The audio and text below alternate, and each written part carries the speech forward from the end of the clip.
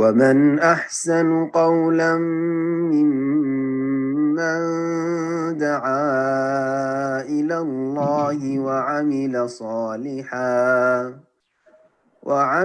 صالحا وقال إنني من المسلمين. আসসালামু আলাইকুম। ওয়ালাইকুম আসসালাম ওয়া রাহমাতুল্লাহি ওয়া বারাকাতুহু। বলেন। সাহেব দক্ষিণ 24 পরগনা থেকে বলছি। বলেন। সাহেব আমি অনলাইনে ফোন পেতে গুগল পেতে টাকা লোক বোম্বাই থেকে বাইরে থেকে ছাড়ে, তো আমি 1000-এ 10 টাকা করে নিই, তা ওটা কি আমার হালাল হবে? কিরকম আপনি সেই টাকাগুলো ছাড়েন লোকজনের? হ্যাঁ, লোকজন আমারইতে ছাড়ে বা আমার কাছ থেকে আবার বাইরে ছাড়ে, আমি ব্যাংক থেকে টাকা তুলে নিয়ে আসি, এনে আমি হুম। লোককে দিই। তার দরুন আমি 10 টাকা করে চার্জ নিই। পারিশ্রমিক নেন, ঠিক না? হ্যাঁ, পারিশ্রমিক। জায়েজ আছে, কোনো অসুবিধা নেই। পারিশ্রমিক নিতে পারেন, টাকার বদলে টাকা বেশি যদি নেন তাহলে সুদ হবে। আর এটা পারিশ্রমিক নিচ্ছেন, যে কোনো পারিশ্রমিক নেওয়া যেতে পারে। জি, কাজটি যদি হালাল হয়, কারো সময় নেই, ব্যস্ততা আছে, অথবা বুঝে না, অনলাইন বুঝে না, আপনি টাকাটা পাঠিয়ে দিচ্ছেন আর তার চার্জ নিচ্ছেন, অসুবিধা নেই, জায়েজ আছে। প্রশ্ন করবেন জুলিয়া আক্তার। জি, আপনি প্রশ্ন করুন। জুলিয়া আক্তার, ফোনটা আনমিউট করে নিন, প্রশ্ন করুন।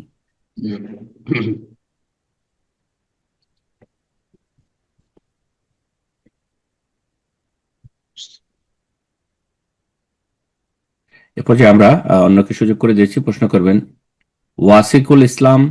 জি, আপনি প্রশ্ন করুন।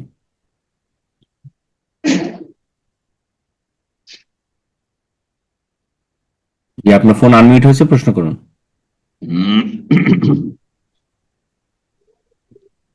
আসসালামু আলাইকুম রহমতুল্লাহ। ওয়ালাইকুম আসসালাম ওয়া রাহমাতুল্লাহি ওয়া বারাকাতুহু। জি, বলেন। ভালো আছেন সাইক? জি, ভারতবর্ষ আলহামদুলিল্লাহ। পশ্চিমবঙ্গের মুর্শিদাবাদ থেকে বলছি। মাশাআল্লাহ, বলেন প্রশ্ন। সাউন্ড আসছে না মনে হচ্ছে? জি, সাউন্ড বলছি, শুনছেন না? আরাফাত সিয়াম কবে রাখতে হবে? আরাফার সিয়াম কখন রাখতে হবে? এটা প্রতি বছর জি যখন আরাফা আসে তখন একটা দ্বন্দ্ব হয়, জি বুঝতে পারছেন?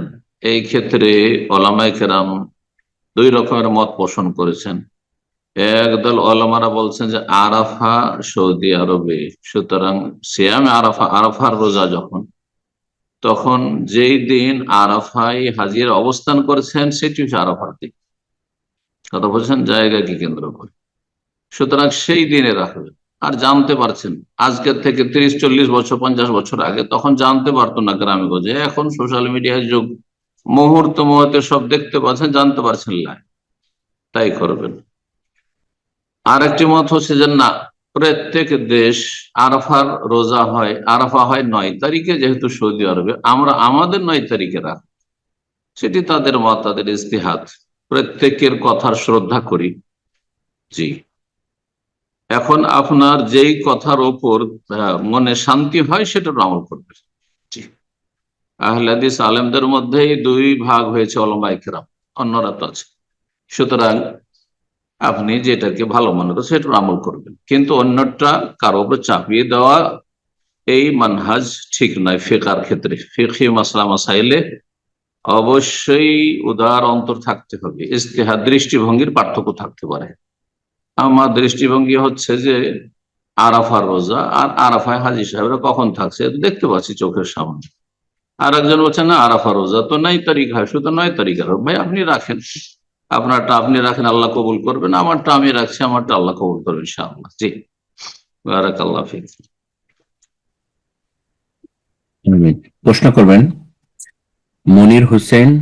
জি, আপনি প্রশ্ন করুন। আসসালামু আলাইকুম শায়েখ, ওয়ালাইকুম আসসালাম ওয়া রাহমাতুল্লাহি ওয়া বারাকাতুহু। জি, কেমন আছেন? জি, আলহামদুলিল্লাহ। বলেন প্রশ্ন, কোথা থেকে বলছেন? জামালপুর, বাংলাদেশ থেকে। জি, গত জামাল। সপ্তাহে আমার মানে গত জুমাতে আমার মসজিদের খতিব সাহেব বলছে যে 9 তারিখ হতে প্রত্যেক ফরজ সালাতের পরে তাকবীর পাঠ করা নাকি ওয়াজিব। এবং নয় প্রত্যেক দিনের সিয়াম নাকি 1 বছর সিয়ামের সমতুল্য। 9 তারিখ। 9 তারিখের হ্যাঁ পর হ্যাঁ, থেকে মানে আরাফার আরাফার দিনে রোজা রাখবেন, 2 বছর গুনাহ মাফ হবে, সিয়ামের জি সমান মানে হবে। 2 বছর গুনাহ মাফ হবে, কিন্তু 1 বছর সমান হবে একটা রোজা, না 2 বছর সমান হবে, কি বলছেন? আহ, মনির হোসেন, আপনার ফোনটা আনমিউট করে নিন, প্রশ্ন করুন। শেখ আপনাকে প্রশ্ন করছেন, উত্তর দিন। মনির হোসেন।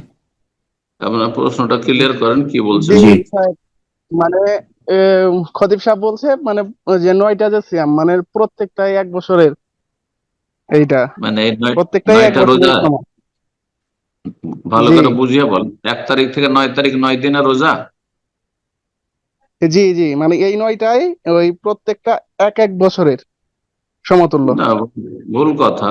শুধু আরাফার দিনের রোজার ফজিলত হচ্ছে গত 1 বছর গুনাহ মাফ, আগামী 1 বছর। আর বাকি এই রোজাগুলি অন্যান্য নফল রোজার মতো, অন্যান্য নফল রোজার মতো। তার মধ্যে এই সময়টি ফজিলতের সময়, এই দিনগুলি সবচেয়ে উৎকৃষ্ট সময়, সেটা একটা দিক আছে শুধু। কিন্তু এই রোজাগুলির এখন 5ই জিলহজ, আজকে আজকে কেউ রোজার আগে বলছে আমার গত 2 বছর গুনাহ মাফ হবে, দুইটি বিদাতি ধারণা আবার। না, ভুল কথাই, বাড়াবাড়ি কথা দিয়ে আসলে ইসলাম প্রচার করতে হয়। এই আরো নিজেকে ছোট করে মানুষ, বুঝছেন না? আল্লাহ হেদায়েত করুন। হয় দিনের জ্ঞান কম বক্তা সাহেব, খতিব সাহেবের, আর না হইলে বাড়াবাড়ি কথা বলে বেশি ফজিলতের অঙ্ক দেখাবো, তখন সবাই 9 দিন রোজা হবে। আপনাকে কি দরকার যে 9 দিন সবাইকে রোজা রাখাইতে হবে? আরাফা রোজার বিশেষ ফজিলত বলে দিন, আর বাকি এই দিনগুলি ফজিলতের দিন, পারলে রোজা রাখেন, নফল রোজা। জি।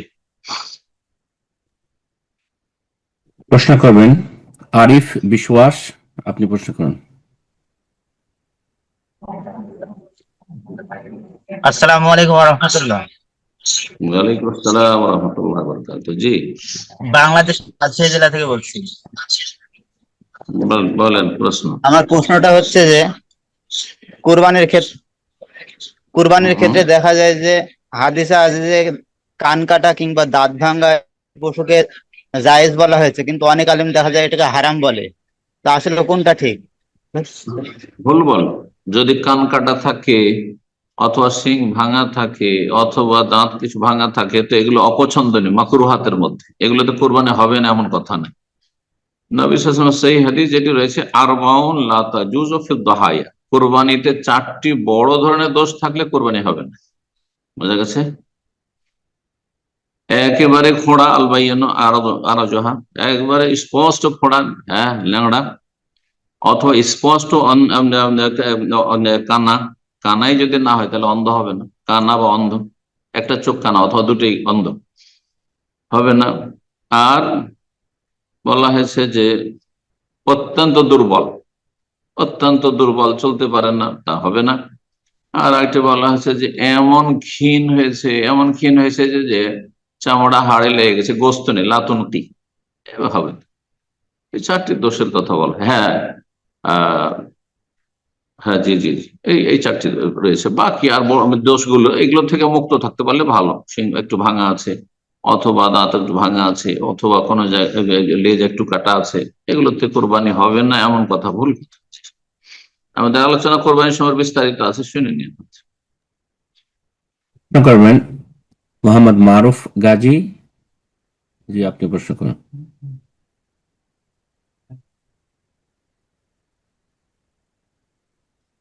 মোহাম্মদ মারুফ গাজী, আপনার ফোনটা আনমিউট করে নিন, প্রশ্ন করুন।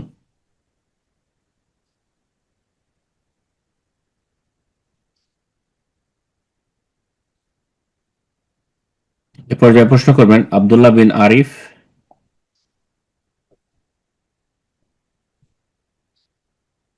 আসসালামু আলাইকুম শেখ। ওয়ালাইকুম আসসালাম রহমতুল্লাহ বরকাত। বলেন, বাংলাদেশ থেকে। কোন জায়গা? আমার ব্রাহ্মণবাড়িয়া জেলা। ব্রাহ্মণবাড়িয়া। বলেন, মাশাআল্লাহ, বলেন প্রশ্ন। প্রস্রাবের আমার মাঝে মাঝে প্রস্রাবের পর সব সময় ফোঁটা পড়ে, তাই কি কাপড় হয়? এবং শরীর ভিজে যায়। প্রসাবের ফোঁটা পড়তে থাকে? জি, প্রস্রাবের পরে সবসময় ফোঁটা পড়ে, তাই কাপড় এবং শরীর শোনা যায় না, খুব আস্তে হয়ে যাচ্ছে। কি শেখ উনি শরীর বলছে আর কি প্রস্রাবের পরে ওনার ফোঁটা ফোঁটা পড়তে থাকে আর কি, জি জি, কাপড় নষ্ট হয়ে যায়, জি। হ্যাঁ, তো এখন প্রশ্ন কি? এখন আল্লাহ কি শফাত। কাপড় দিতে হবে প্রতিবার সালাতের সময়? যদি বাড়িতে থাকেন, আর মাঝে মধ্যে এটা হয়, সবসময় হয় না, সবসময় হয় না, কাপড় বদলানো সম্ভব তো বদলে নেবেন। আর যাদের সবসময় পোশাক পড়তে আছে, সালেসুল বউল আরবিতে বলা হয় রোগ, মানে প্রসাব ফোটা ফোটা পড়তে আছে, 1-2 মিনিট পর পর হয়তো পড়তে আছে ফোটা ফোটা করে, এটা হচ্ছে স্থায়ী নাপাকি। যেই ব্যক্তি স্থায়ীভাবে অপবিত্র থাকে, প্রসাব পড়তে আছে অথবা ইস্তেহাজা রোগী, এদের ক্ষেত্রে শরীয়তের বিধান হচ্ছে প্রত্যেক ওয়াক্ত শুরু হওয়ার পরে একটা উজু করে নেবে, আর তখন কাপড়, ভালো কাপড় পরে সালাদ শুরু করতে যাবে। আর তারপরে যদি কাপড় খারাপ হয়ে যায় কোনো অসুবিধা নেই। হ্যাঁ, সে পেশাবটা যাতে ছড়িয়ে না যায় সব কাপড়ে আর শরীরে, সেই জন্য যদি আপনি পাম্পার্স অথবা জাঙ্গিয়া ব্যবহার করেন, যে সীমিত জায়গাতে থাকলো, এটা বেশি ভালো, এটা করবে। মসজিদে নাপাক না হয়ে যায়, মসজিদে ফোটা ফোটা না পড়ে যায়, এমনটা না হয়। নাপাক কাপড়ে সালাত হবে, আবার পেশাব বেরিয়ে গেলেও আপনার উজু নষ্ট হবে না, আপনার রক্ত শুরু হওয়ার পরে উজু করবেন। জোহর রক্ত যেমন শুরু হয়েছে, আজান হয়েছে, তারপর উজু, আজান আগে থেকে উজু করবেন না, আসরের আজান হবে তারপর উজু করবেন। সুস্থ মানুষ এক উজু দিয়ে জোহর আসর মাগরিব এশা পড়তে পারে, কিন্তু আপনি পারবেন না, আপনি প্রত্যেক ওয়াক্তে একটা করে উজু করে নেবেন। জি, আল্লাহ শফা দিন। আমিন। প্রশ্ন করবেন নূরজাহান বেগম, আপনি প্রশ্ন করুন।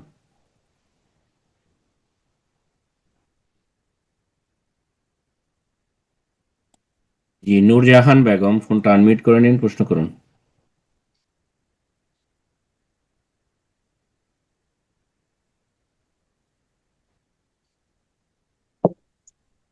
জি, যারা প্রশ্ন করার জন্য হ্যান্ড রেজ করেছেন, আপনাদের মনোযোগ আকর্ষণ করছি, নামটা বলার সাথে আপনার ফোনে বা আপনার কম্পিউটার স্ক্রিনে ফোনটাকে আনমিউট করতে বলা হচ্ছে। তো আপনাকে আবারও সুযোগ করে দিচ্ছি, নূরজাহান বেগম, আপনি প্রশ্ন করুন।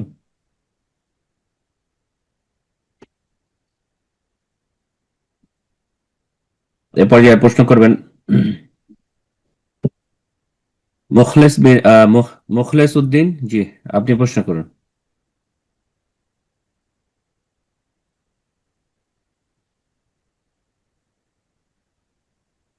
মুখলেস, জি মুখলেস উদ্দিন, আপনার ফোনটা আনমিউট করে নিন, প্রশ্ন করুন।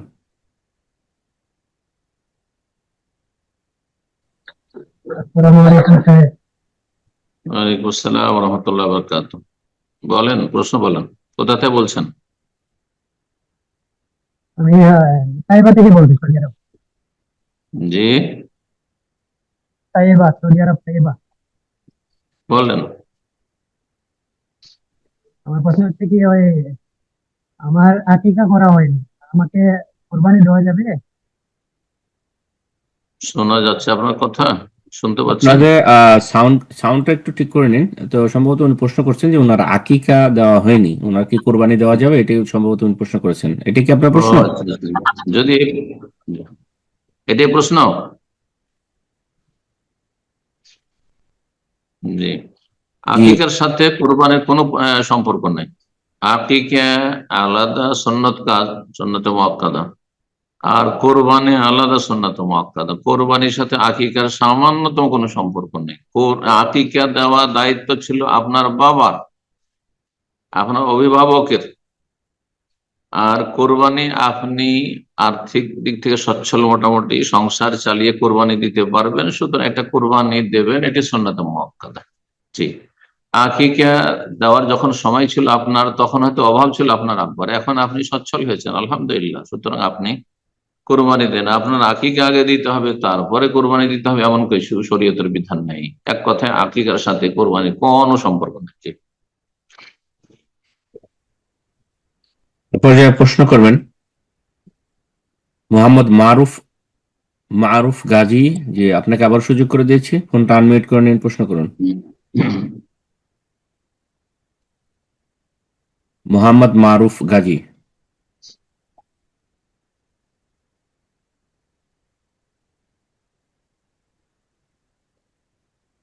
পর্যায়ে প্রশ্ন করবেন সাইদা দিবা দিবা। জি, আপনি প্রশ্ন করুন। আসসালামু আলাইকুম রহমতুল্লাহি ওয়া বারাকাতুহু। সম্মানিত শাইখ, ওয়ালাইকুম আসসালাম ওয়া রাহমাতুল্লাহি ওয়া বারাকাতুহু। জি বলেন, কোথায় আমি বলছেন? আমি নিউ ইয়র্ক থেকে বলতেছিলাম। জি তো বলেন। আমার কোশ্চেন হলো, আমরা যখন নিউ ইয়র্ক থেকে বাংলাদেশে যাই, তো আমাদের তো যাওয়ার সময় 12 ঘন্টা একটানা প্লেনে থাকতে হয়। ধরেন এখান থেকে জি আমি এশা পড়ে গেলাম, আমি দুবাইতে গিয়ে ধরেন আসরের ওয়াক্ত পেলাম, কিন্তু এই মানে এই 12 ঘন্টায় আমার নামাজের বিধানটা কি? 12 ঘন্টার মধ্যে যে অক্তগুলো পড়বে সবগুলো সলাৎ পড়তে হবে। আপনি তো পড়ে এসছেন ওখান থেকে যে সলাৎ, তারপরে যে সলাৎ গুলি আছে আপনাকে পড়ে নিতে হবে। হ্যাঁ, প্রতি প্রতি প্রতি অক্ত আলাদা আলাদা করে পড়া আবশ্যক না, যেহেতু সফরে আছেন 2 অক্ত জমা করতে পারবেন, জোহর আসর জমা করতে পারবেন, মাগরিব এশা জমা করতে পারবেন। যদি আপনার রাস্তায় এমনটা পড়ে যে জোহর আসর একসাথে পড়ছে, তো একবারে পড়ে নিতে পারেন কসর করে 2-2 রাকাত। মানে তখন আবার আমি আমাদের কোন কাছে কোন দেশে কখন থাকবো সেটা তো আমি বুঝতে পারবো না, তাহলে কি আমি এই নিউ ইয়র্কের সময় মানে কাউন্ট করেই নামাজটা পড়বো? না, আনুমানিক বোঝা যায় যে আমি প্রত্যেক দেশের একটা টাইম আছে। আপনার নিউ ইয়র্কের সাথে ধরেন আপনি যখন আসছেন তখন ইউরোপের ওপর দিয়ে আসছেন অথবা মস্কোর ওপর দিয়ে আসছেন, যখন আসছেন তখন সেখানে এখন কত বাজে। হ্যাঁ, আজকাল তো খুব সহজ বিষয়গুলি। তো আনুমানিক তখন আপনার সলাৎ আদায় করবেন। আউয়াল ওয়াক্তে না হোক, মাঝখানে হোক, একেবারে শেষ ওয়াক্তে হোক, অসুবিধা নেই। দুই দুই অক্তের যে কোনো যে সময় হোক, জোহর থেকে নিয়ে মাগরিব পর্যন্ত জোহর আসর পড়ে নিয়ে হয়, এটা তো বোঝা সহজ। মাগরিব আর এশা, মাগরিব সূর্য ডুবা থেকে শুরু করে আপনি যে দেশ ফ্লাই করছেন, এখন সূর্য ডুবে গেছে, আপনি বুঝতে পারছেন যে বাইরে অন্ধকার, তাহলে তখন থেকে শুরু করে আপনি রাত্রে 12টা পর্যন্ত, 11টা 12টা পর্যন্ত, এমনকি ফজর পর্যন্ত একটির মধ্যে পড়া যেতে পারে। জি, কোনো অসুবিধা নেই। জি, সহজ দিন, খুব সহজ ইনশাআল্লাহ। প্লেনের উপরেই পড়ে নেবেন যে অবস্থায় আছেন, যদি পড়ার জায়গা থাকে, যেমন সৌদি আরবে জায়গা থেকে চলাতে, আর না থাকে তাহলে আপনি বসে বসে সেখানে পড়তে পারবেন আপনি প্লেনে আপনার সিটে। আর যদি দেখেন যে কোনো জায়গাতে ট্রানজিটে আমি নামছি, সেখানে পড়ে নিতে পারবো, সেটা চলবে, কোনো অসুবিধা নেই। কাজা করে অক্ত পার করবেন না, যথাসাধ্য অক্ত পার করলে গুনাহগার হবেন একজন মুসলিম। জি, আল্লাহ সহজ করুন। আমিন। প্রশ্ন করবেন সুরজ খান। জি, আপনি প্রশ্ন করুন।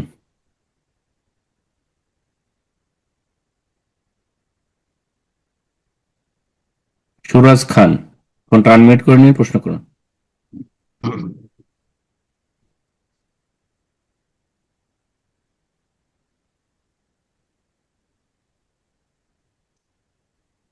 এই পর্যায়ে আমরা অন্য আরেকজনকে সুযোগ করে দিয়েছি, প্রশ্ন করবেন রানা সরকার। আপনি প্রশ্ন করুন। আসসালামু আলাইকুম শাহেখ। ওয়ালাইকুম আসসালাম ওয়া রাহমাতুল্লাহি ওয়া বারাকাতুহু। জি শাহেখ, আমি পশ্চিমবঙ্গের মুর্শিদাবাদ থেকে বলছি। বলেন। আমি একটা জমি কিনছি, সে জমি কেনার সময় আমার কিছু টাকা কম পড়ে, তো সেই জন্য আমার স্ত্রীর নামে একটা জমি আছে, সেই জমিটা স্ত্রী বিক্রি করতে চাইছে। তো এই কথা শোনার পরে আমার শ্বশুর মশাই জমিটা বিক্রি করতে বারণ করে এবং তিনি বলেন যে যে টাকাটা শর্ট পড়ছে তিনি সেই টাকাটা দিবেন, এবং ভবিষ্যতে আমি এই জায়গাটা বাড়ি করার পরিকল্পনা আছে, এবং উনি বলেছেন যে আমার বাড়ি করাতে উনি হেল্প করবেন। তো আমার প্রশ্ন হচ্ছে, এটা আমি কখনো নিজে থেকে চাইনি, উনি স্বেচ্ছায় দিতে চাইছেন, তো আমি এটা নিতে পারবো কিনা?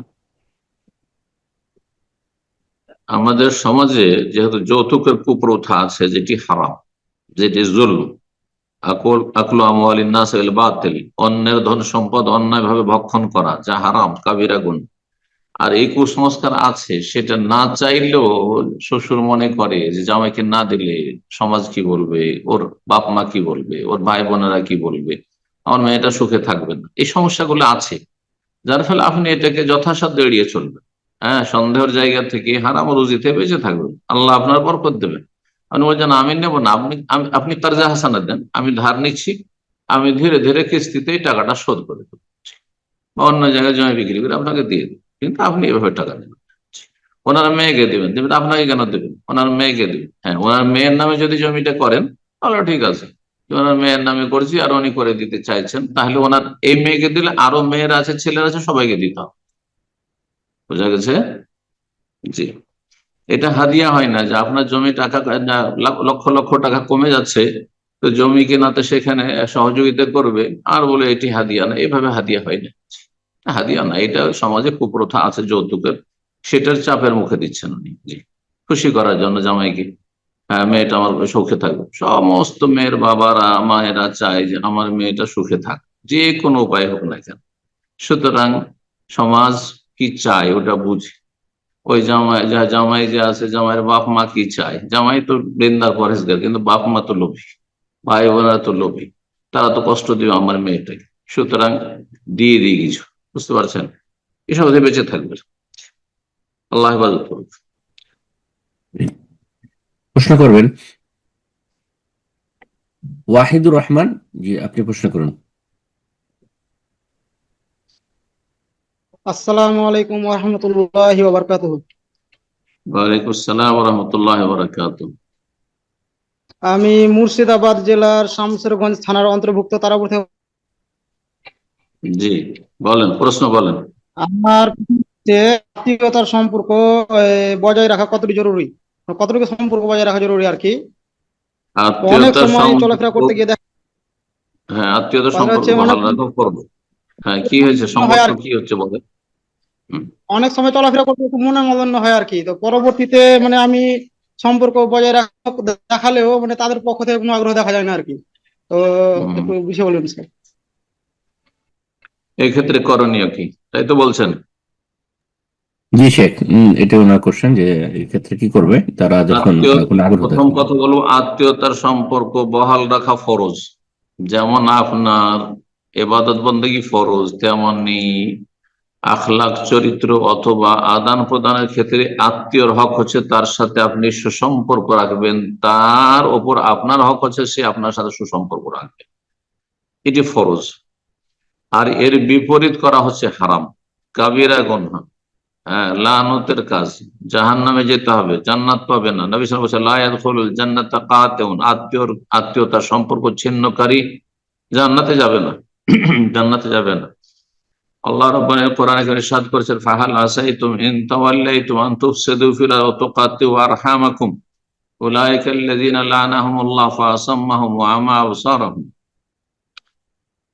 আল্লাহ বলছেন যে সম্ভবত এমন একটা সময় আসছে যে এক শ্রেণীর লোকদের সম্পর্কে আল্লাহ বলছেন না, ইনতাওয়াল্লাইতুম, তোমরা যদি ইসলাম থেকে বিমুখ হয়ে যাও, অথবা তোমাদের কাছে দুটো পয়সা হয়, তোমরা যদি ক্ষমতা পাও, নেতৃত্ব পাও, ইনতাওয়াল্লাইতুম আন তুফসিদু ফিল, পৃথিবীতে তোমার বিশৃঙ্খলা সৃষ্টি করবে, অশান্তি করবে, আর কি ওয়াতুকাত্তিউ আরহামাকুম, আত্মীয়তার সম্পর্ক তোমরা ছিন্ন করবে। এমন একটা সময় আসবে এক শ্রেণীর লোক এমনটা করবে।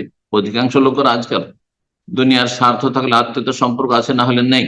জি, আত্মীয়তার খাতিরে আত্মীয়র সাথে সম্পর্ক আজকাল নেই, আছে তো স্বার্থের জন্য আছে, ওর সাথে স্বার্থ জড়িত আসবে। আল্লাহ হেফাজত করুন। আল্লাহ বলছেন আন্তকাত্ম আর আমাকে উলাইক, যদি তোমরা আত্মীয়তার সম্পর্ক ছিন্ন করো, তাহলে উলাইক আল্লাযীনা লা'নাহুমুল্লাহ, যারা আত্মীয়তার সম্পর্ক ছিন্ন করবে তাদের উপর আল্লাহ লানত রয়েছে, ফাআসাম্মাহুম, আল্লাহ তাদেরকে অন্ধ করেছেন, হ্যাঁ আসাম্মাহুম বধির করেছেন, আর ওয়ামা আবসারাহুম, এবং তাদের চোখকে আল্লাহ অন্ধ করেছে, তাদের অন্তর্দৃষ্টি নেই, তাদের হেদায়েত নসিব নেই, পথভ্রষ্ট তারা। কত শক্ত কথা কোরআনে কারীমের। তো এই জন্য আত্মীয়তার সম্পর্ক বহাল রাখা ফরজ, আর সেটা ছিন্ন করা হারাম, কাবিরা গুনাহ, জাহান্নামে যাওয়ার কারণ। আল্লাহ যেন তাতে বেঁচে থাকা তৌফিক দান করেন। এখন আপনার আত্মীয়দের সাথে মনোমালিন্য 3 দিন পর্যন্ত রাখা যেতে পারে। 3 দিন কথা বলবো রাগ করে, এই 3 দিনের মধ্যে নিজেকে ঠান্ডা করতে হবে, প্রত্যেকে, 2 পক্ষ 3 দিনের মধ্যে ঠান্ডা হয়ে যেতে হবে। এই জন্য 3 দিন ছাড় দেওয়া হয়েছে শরীয়ত। জি, আর তার বেশি নয়। তার বেশি কোনো মুসলিমের সাথে দেখা সাক্ষাৎ হচ্ছে আর কাছাকাছি হচ্ছে, তারপরে সালাম নেই, দোয়া নেই, কথা বন্ধ, হ্যাঁ মুখ ফিরিয়ে নিচ্ছে, এটি হারাম কাজ। তাহলে আত্মীয় হইলে আরো বেশি কঠিন হারাম। জি, 3 দিন পরে তা আপনার আর কথা বন্ধ করা যায় না, যতই আপনার রাগ থাক না কেন। সামনাসামনি দেখা হলে, দেখা হওয়ার সুযোগ হলে, কাছাকাছি থাকলে সালাম দিবেন, কমপক্ষে সালাম দিবেন। তারপরে যদি সালামের উত্তর না দেয় তখন গুনাহগার। আর সালাম দিলেন, সালামের উত্তর দিল, তাহলে জিজ্ঞাসা করে কথা বলতে লাগবেন যে কেমন আছো ভাই, ভালো আছো, কেমন আছেন, ভালো আছেন, ইত্যাদি। আপনার পক্ষ থেকে সদাচরণ হইতে হবে, সুসম্পর্ক হইতে হবে। তারা যদি সম্পর্ক না রাখে তাহলে তারা গুনাহগার হবে। এবং নবী সাল্লাল্লাহু আলাইহি ওয়াসাল্লাম বলেছেন যে কান্নামা তসিফুহুল মাল, তাদের মুখে যেন তুমি গরম বালি ছিটিয়ে দিলে, তারা হতভাগা। যদি তারা সম্পর্ক ছিন্ন করে আর তুমি সম্পর্ক রাখছো, তুমি ভালো করছো, তারা মন্দ করছে, তাহলে তাদের মুখে গরম উত্তপ্ত বালি ছিটিয়ে দিলেন নবী সাল্লাল্লাহু আলাইহি ওয়াসাল্লাম বলেছেন। তাহলে তারা হতভাগা আসলে। তো আপনি ভাগ্যবান, আল্লাহ যেন তৌফিক দান করেন। বারাকাল্লাহ ফিক। আমিন। প্রশ্ন করবেন সুরজ খান। জি, আপনি প্রশ্ন করুন।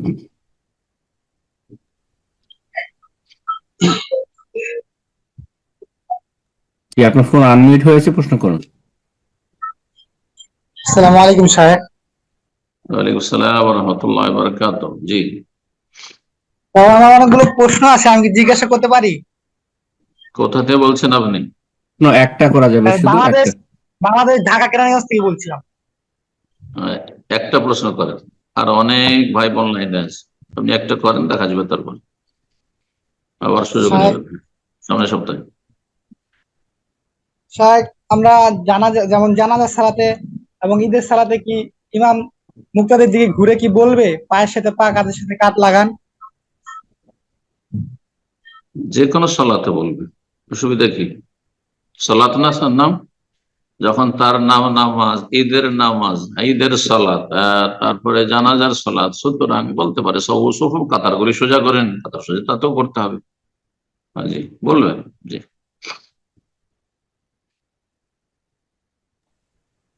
এরপর যা প্রশ্ন করবেন আলমগীর। জি, আপনি প্রশ্ন করুন।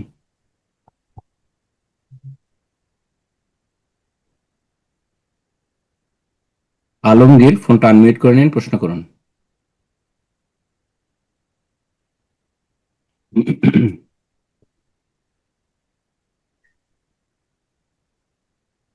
এ পর্যায়ে আমরা অন্য আরেকজনকে সুযোগ করে দিয়েছি, প্রশ্ন করবেন মানজারুল এস কে। জি, আপনি প্রশ্ন করুন।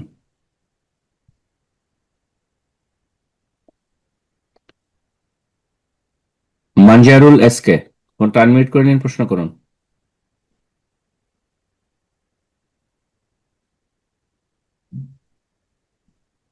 এ পর্যায়ে প্রশ্ন করবেন এস কে আব্দুল হামিদ। জি, আপনি প্রশ্ন করুন।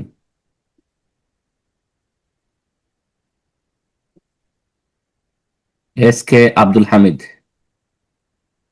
আশা করি আমাদের সিস্টেম কাজ করতেছেন। সো আপনাদের ফোনগুলোকে আনমিউট করতে বলা হচ্ছে স্ক্রিনে। আপনার ফোন আনমিউট করে নিন। এস কে আব্দুল হামিদ, জি, আপনার ফোন আনমিউট হয়েছে, প্রশ্ন করুন। আসসালামু আলাইকুম ওয়া রাহমাতুল্লাহি ওয়া বারাকাতুহু। ওয়ালাইকুম আসসালাম ওয়া রাহমাতুল্লাহি ওয়া বারাকাতুহু। জি, কলকাতা থেকে বলছি। বলেন। আমার প্রশ্নের আগে একটা জিনিস একরাম আঙ্কেলের গায়ে জানতে চাচ্ছি। আপনার এই সাপ্তাহিক প্রশ্ন উত্তরটা আর আপনার ইউটিউব চ্যানেলে পাচ্ছি না। কথাটা বুঝতে পারলাম না, কি বলছেন যে আপনি আকরাম ভাই? সম্ভবত উনি বলছি বলছেন যে, জি বলেন। বলছি সাপ্তাহিক প্রশ্ন উত্তর গুলো জুমের আপনার ইউটিউব চ্যানেলে আর পাচ্ছি না।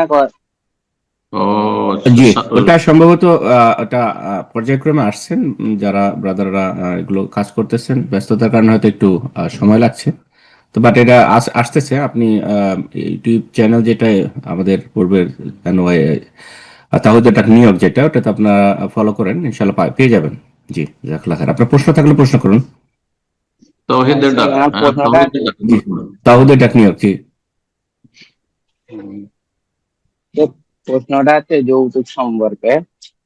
আমাদের এখানে যৌতুক দেওয়া বলতে পয়সা যারা ক্যাশটা নেয় তারা চেয়ে নেয়, বাকি বাড়িতে ঘর সেজে দেওয়া যেরকম খাট, পালং, ফ্রিজ এগুলো চাইতে হয় না। সমাজে এমন প্রচলিত হয়ে গেছে মানে মেয়ের বাপকে দিতেই হয়, না দিলে কটু চোখে দেখে। তো এটা কি যৌতুকের কি অন্তর্ভুক্ত হবে? আকরাম ভাই, প্রশ্নটা বুঝলেন? আওয়াজটা একটু ওনার। অস্পষ্টতা ছিল, উনি যদিও বলতেছিলেন সম্ভবত আহ, ছোট জিনিসগুলো যেগুলোর কথা বলতেছে যে যৌতুকের ক্ষেত্রে হয়তো ওইরকম টাকা না, অন্য কোনো জিনিসপত্র আসবাবপত্র বা কোনো কিছু দেয়, এটা কি যৌতুকের পর্যায়ে পড়বে কিনা সমাজে, সেটা বলছেন আর কি। বিয়ের আপনি দিনে যদি যদি আরেকটু ক্লিয়ার করতেন প্রশ্নটা, আসলে একটু আপনার ক্লিয়ার অস্পষ্ট। করেন জি, আপনি কি একটু দিচ্ছে, প্রশ্নটা আবার বলুন। কোন জিনিসটা দেওয়ার কথা বলছেন আপনি একটু বলেন। দেখ, আমি বলি যে আমাদের শ্বশুর বাড়ি এখানে থেকে যেটা ক্যাশ পয়সা নেয় ওটা হচ্ছে চেয়ে নেয়। আর বাকি ঘর সাজানো যেরকম খাট আলমারি এইগুলো হচ্ছে চাইতে হয় না, সমাজের এমন প্রচলিত হয়ে গেছে দিতেই হবে মেয়ের বাপকে। তো দিতেই এটা হবে কি যদি এটা হারাম। যৌতুকেরই অন্তর্ভুক্ত হবে? হ্যাঁ, যৌতুক জি, দিতেই হবে। দেখেন, যৌতুকের বিষয়টি যদি মেয়ের বাবা মনে করে যে দিতেই হবে, এটা সামাজিক চাপ, পারিবারিক চাপ, না দিলে আমার মেয়ে সুখে থাকবে না, অথবা ছেলের পক্ষ, ছেলের বাপ মা, ছেলের পরিবারের লোকেরা মনে করে যে না, এটা তো তাদের মানুষত্ব, দিতে হবে, আমরা না হয় চাইলাম না, কিন্তু তাদের একটা মানুষত্ব তো আছে, ভদ্রতা তো আছে, এইসব ভাষাগুলি কিন্তু শুনেছি ছোট থেকে সমাজে। যদি এমনটা হয়, কোন এক পক্ষের ধারণা এমনটা থাকে, তাহলে যৌতুক হারাম। সেটা আপনি টাকার আকারে দেন, আর টিভির আকারে দেন, আর মোবাইলের আকারে দেন, আর আপনি সেটা ফার্নিচার আকারে দেন, হ্যাঁ, জমি জায়গার আকারে দেন, বাড়ি বানিয়ে দেন, সব যৌতুক, ছোট দেন বড় দেন, সব যৌতুক। কিন্তু বিয়ে শাদীর অনুষ্ঠানে কোনো কিছু দেওয়া হলো না, আর তারপরে হাদিয়ার রাস্তা খোলা আছে, হাদিয়া তোফা গিফট উপঢৌকনের রাস্তা খোলা আছে উভয় পক্ষ থেকে, এক পক্ষ থেকে শুধু খোলা নেই যে শ্বশুরকে দিতে হবে, মেয়ে পক্ষকে দিতে হবে, শুধু জামাইকে না, জামাই দিবে শ্বশুরকে, শাশুড়িকে দেবে, কিছু কাপড় চোপড় দিতে পারে, ঠিক তেমনই জামাইকে দিতে পারে যে চলো তোমাকে একটা জামা কাপড় তৈরি করি, তোমাকে একটা ঘড়ি দিই, অথবা তোমাকে একটা আর কিছু দিই, জায়েজ আছে। কিন্তু সেটা চাপের মুখে যেন না দেয়, ইশারা ইঙ্গিত যেন না থাকে, লোভ লালসা যেন না থাকে, শর্ত না থাকে ইত্যাদি, অথবা পারিবারিক সামাজিক চাপ না থাকে। বারাকাল্লাহ ফিক। আমিন। প্রশ্ন করবেন মুস্তাফিজুর রহমান। জি, আপনি প্রশ্ন করুন।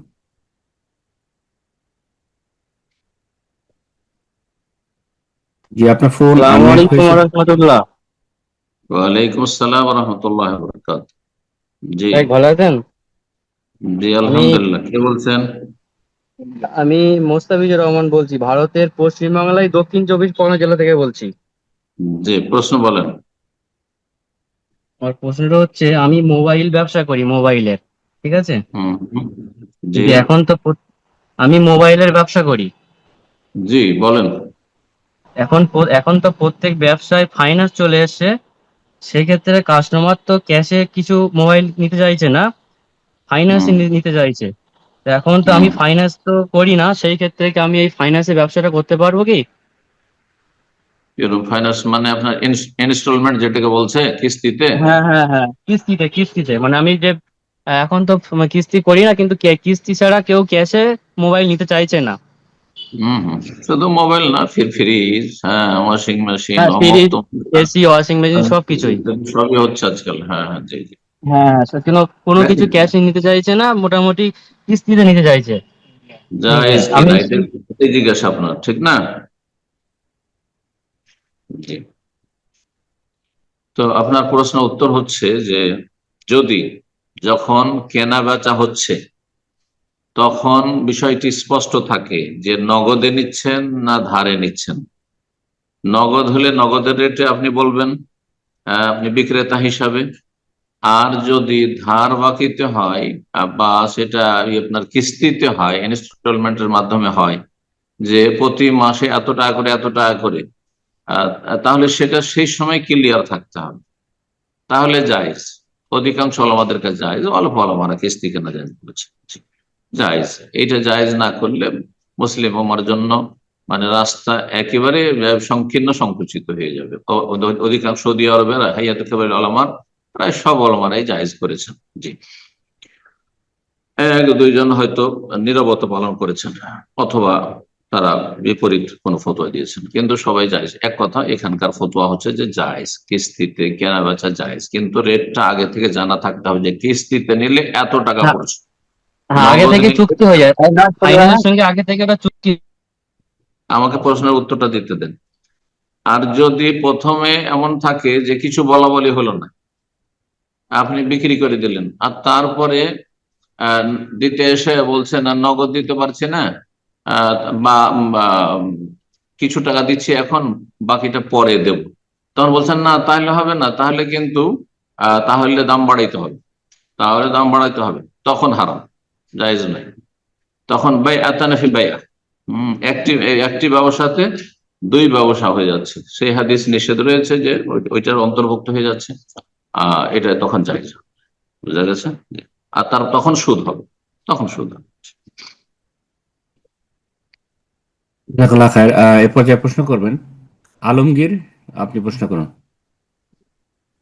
আসসালামু আলাইকুম রহমতুল্লাহ বারকাতু। ওয়ালাইকুম আসসালাম ওয়া রাহমাতুল্লাহি ওয়া বারাকাতুহু। জি শেখ, আমি মুর্শিদাবাদ থেকে প্রশ্ন করছি। জি বলেন। শেখ, আমার প্রশ্নটা হচ্ছে যে আমরা বাইরে খাটতে যাচ্ছি, বাইরে কাম টাম করতে যাচ্ছি, তো ওই হানাফি এবং বেরলভী তো মসজিদে মানে পার্থক্য করতে পারছি না। তো একজন মাদানি বলেছেন যে আপনার বেরলভীর ক্ষেত্রে নামাজ হবে না, কিন্তু আপনাকে যাচাই বাছাই করে নামাজ পড়তে হবে। তো আমরা এই ক্ষেত্রে তো পার্থক্য করতে পারছি না, তো এই জিনিসটা বুঝে উঠতে পারছি না। আর আর আরো বলছে যে যেগুলাতে মানে যে মুসলিম এলাকাতে ওই কসাইখানারা গোশত টোস্ট বিক্রি করে, তো ওগুলাতে গোশত খেতে গেলেও মানে তদন্ত করে খেতে হবে, বেনামাজির হাতে কাটা আছে কি কিসের হাতের কাটা আছে, এই বিষয় নিয়ে মানা করছে। তো এই বিষয়ে আমি জানতে চাইছি স্যার। প্রথম বিষয় হচ্ছে যে আমরা বাইরে যাচ্ছি যখন অপরিচিত এলাকায়, তখন মসজিদে যাচ্ছে, বুঝতে পারছি না যে এরা বেরলভী যারা মাজারে গিয়ে সিজদা করে, ছাগল বা পশু জবাই করে ইত্যাদি, এক বড় শিরক করে, প্রকাশ্য বড় শিরক করে, নবীকে আলম হাজের নাজির বলে, বড় শিরকি আকীদা তাদের রয়েছে, আমল রয়েছে। তাদের মসজিদ, তাদের ইমাম, নাকি অন্যরা যারা অন্য সুফি যারা আছে, দেওবন্দি তবলিগি, এরা? তো এই ক্ষেত্রে করণীয় কি আপনি সহজে জানতে পারবেন, তাদেরকে জিজ্ঞাসা করবেন। হ্যাঁ, ইন্ডিয়াতে বলে যে, বা বাংলাদেশে বলে সুন্নি না ওয়াহাবি, মসজিদের সুন্নিদের না ওয়াহাবিদের, ওরা দেওবন্দীদেরকে ওয়াহাবি বলে, আর এদেশকে তো ওয়াহাবি বলে দেওবন্দীদেরকেও সুন্নিরা ওয়াহাবি বলে। তো বলবে না না না, এটা মসজিদ হচ্ছে, বা এটা তবলিগওয়ালাদের মসজিদ, তবলিগওয়ালাদের মসজিদ, হ্যাঁ, নাকি এদের আপনার ওই সুন্নিদের মসজিদ। হ্যাঁ, বেরেলভি রেজবি বলতে পারেন, বেরেলভি বললে একটু হয়তো রাগ করে, কিন্তু রেজবি বলে রাগ করে না। আবার বাংলাদেশে রেজবি খুব পরিচিত, জি, ব্রাহ্মণবাড়িয়া বা ওই সব এলাকায়, চিরাং যেসব এলাকায় মাজার পূজারি রয়েছে, ভারতের পীর, পাকিস্তানের পীর যায় বেরেলভি তাদের কাছে, তাদের তাবারুক দিতে। তো কথা হচ্ছে যে জেনে নিতে পারবেন যদি সন্দেহ হয়। আর যদি সন্দেহ না থাকে যে না ঠিক আছে, তাহলে আপনি সালাত পড়েন। 2-4 দিন থাকলে তো বুঝতে পারবেন, যখন স্পষ্ট হয়ে যাবে আপনার জন্য যে না এরা বেরোবে, তখন পড়িয়েন না, তখন পড়িয়েন না আপনি। আর বাকি বা ইমাম বড় শিরকি কথা বলছে, বড় কুফরি কথা বলছে, আল্লাহ ছাড়া অন্যের সাহায্য চাইছে, অন্যের কাছে সাহায্য চাইতে বলছে, তাহলে তাদের বিষয়ে জানার পরে নামাজ পড়েন। আরেকটি যে বিষয় থাকলো যে আমরা অপরিচিত এলাকায় যাচ্ছি, সেখানে গিয়ে কসাইখানা থেকে গোশত কিনে খাচ্ছি, কসাই যদি মুসলিম হয় তাহলে জিজ্ঞাসা করার কোনো প্রয়োজন নেই যে আপনি তো মুসলিম কিন্তু নামাজি না বেনামাজি, না, কোনো প্রয়োজন নেই। নবী সাল্লাল্লাহু আলাইহি সাল্লাম, সাহাবায়ে কেরাম এটি আদর্শ নয়।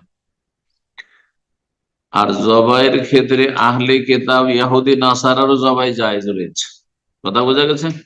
সুতরাং এখানে জিজ্ঞাসা তদন্ত করবেন যে যিনি ফতোয়া দিয়েছেন তিনি বাড়াবাড়ি ফতোয়া দিয়েছেন, কোনো জিজ্ঞাসা নেই। আপনি বিসমিল্লাহ বলে, সন্দেহ যদি হয় যে কি জানি নামাজ পড়ে কি পড়ে না, বিসমিল্লাহ বলে খেয়ে নেন, বিসমিল্লাহ বলে খেয়ে নেন, যেমন একটি হাদিস এই মর্মে রয়েছে। আর যখন নিশ্চিত জানবে যে একক তো পড়ে না, মাঝে মধ্যে পড়ে না হয়তো, সেটা ভিন্ন বিষয়, সেই বড় ইখতিলাফের বিষয়, কিন্তু একেবারে নামাজ পড়ে না, নাম কেউ আসতে আসতে মুসলিম আর জেনে গেছেন স্পষ্ট, তাহলে তার জবাই খাবেন, তার জবাই খাবেন না। আপনার বাড়িতে যেগুলো জবাই হচ্ছে সেগুলি আগে দেখেন না আপনি, আর বাইরে কোথায় জবাই হচ্ছে কসাইখানা তদন্ত করে বাড়াবেন। হ্যাঁ, তাহলেও নিরামিষ খেতে হবে, হ্যাঁ, নিরামিষ খেতে হবে, আর ওই সব খাওয়া বাদ দিতে হবে বাইরে, বোঝা গেছে। তাহলে পশ্চিমা দেশে যে হালাল সার্টিফিকেট দেওয়া থাকে, হালাল লেখা থাকছে, খাওয়া যাবে না। হালাল তো জবাই করেছে কি? মুসলিম দিয়ে হালাল করা, মানে নামাজি দিয়ে হালাল করা হয়েছে না বেনামাজি দিয়ে হালাল করা হয়েছে, কোনো কিছু দিতে পারবে নাকি? তো এই ক্ষেত্রে বাড়াবাড়ি করবেন না, আর বাড়াবাড়ি ফতো নেবেন না। বারাকাল্লাহ ফিক। আমি প্রশ্ন করবেন জিয়ারুল শেখ। জি, আপনি প্রশ্ন করুন।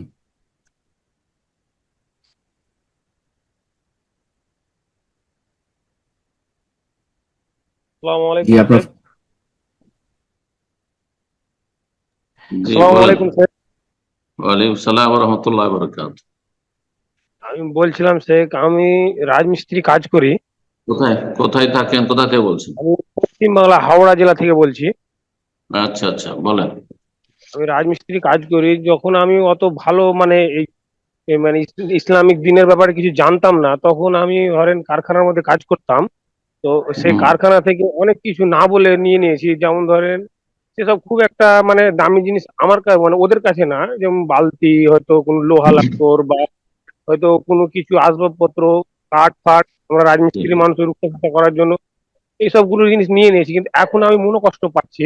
তারপরে আমি সেই কোম্পানি ধরেন অনেক বড় কোম্পানি, সেই কোম্পানির ম্যানেজারকে আমি বলেছিলাম যে স্যার, আমি অনেক দিন আগে এইসব জিনিসগুলো না বলে নিয়ে নিয়েছি, আমি মনে করছি যেগুলো অন্যায় করেছি, তো আপনি আমাকে ক্ষমা করে দিন। তো আমি মালিকের কাছে বলতে পারিনি, তবে ম্যানেজারকে বলেছি। তো আমার কি এটা ক্ষমাটা হবে? না, ম্যানেজার ক্ষমতা রাখে না ক্ষমা করার। আসলে যদি সম্ভব হয় তো মালিকের কাছ থেকে ক্ষমা নিতে হবে, আর না হলে এক কাজ করেন, যদি সম্ভব নাই হয় তাহলে যেই পরিমাণ আপনি অনুমান করে, আনুমানিক যেই পরিমাণ আপনি অন্যের সম্পদ নিয়েছেন, ছোটখাটো হোক, হিসাব করে ওই টাকাটা মুক্ত হওয়ার জন্য এবং তাদের পক্ষ থেকে আপনি সাদকা করে দেন, যে আল্লাহ তাদেরকে নেকিটা দিয়ে দিও, আর আমি তওবা করছি আর মুক্ত হওয়ার জন্য করছি, আমাকেও তুমি নেকি দিও, জি, আর আমার তওবা তুমি কবুল করি। এইভাবে আপনি দান করে দিবেন সতর্কতামূলক, ইনশাআল্লাহ আপনার তওবার অন্তর্ভুক্ত হচ্ছে যে আপনি সেই হারাম সম্পদ থেকে নিজেকে মুক্ত করবেন দান সাদকা করার মাধ্যমে। আল্লাহ তাআলা আলাম। জাযাকাল্লাহ খায়ের। আর উস্তাদজি, প্রোগ্রামের একদম শেষ পর্যায়ে চলে আসছে, হয়তো আর দু একটা প্রশ্ন নিব।